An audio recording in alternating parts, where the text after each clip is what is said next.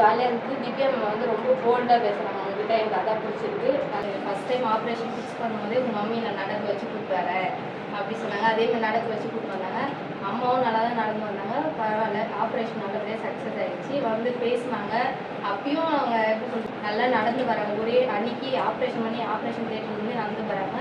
நல்லா ஆப்ரேஷனாக சூப்பராக பண்ணுறாங்க. எல்லாருமே நல்லா கேர் பண்ணி பார்த்துருக்காங்க. தேங்க்யூ. எங்கள் மம்மிக்கு வந்து யூட்ரஸில் ப்ராப்ளம் இருக்குன்னு சொல்லிட்டு தான் நாங்கள் இஎம்எம்னு ஹாஸ்பிட்டலுக்கு வந்தோம். திவ்யா மேம்கிட்ட தான் ஃபஸ்ட்டு நாங்கள் பேசினோம். அவங்க வந்து நல்லா போல்டாக பேசினாங்க. நல்லா தைரியம் கொடுத்தாங்க. நாங்கள் போன எந்த ஹாஸ்பிட்டலையும் அவ்வளோ போல்டாக எங்களுக்கு யாரும் பேசலை. சிஎம்சி ஹாஸ்பிட்டலில் போனப்போ ஸ்கேன் பண்ணி பார்க்கலாம் அப்படின்னு சொன்னாங்க. ஸ்கேன் பண்ணுறதுக்கே 1 வீக் டைம் எடுத்துக்கினாங்க. ஃபஸ்ட்டு போய் சஜஷன் மாதிரி கேட்டுட்டு நாங்கள் வீட்டுக்கு வந்துட்டோம். இன்னொன்று ரிப்போர்ட் வரதுக்கே எங்களுக்கு ஒரு 15 நாள் அதுமாரி ஆயிடுச்சு. ஸோ அதனால் ரிப்போர்ட் வரதுக்கு 1 மந்த் ஆகும். நாங்கள் ரிட்டன் கால் பண்ணி கேட்டப்போ சரியாக ரெஸ்பான்ஸும் பண்ணல. ஸ்கேன் எடுத்து தான் கொடுக்கல. ஆனால் இந்த ஹாஸ்பிட்டல் நாங்கள் பார்க்கும்போது ஸ்கேன் எடுத்துட்டு எல்லாமே கொடுத்தாங்க.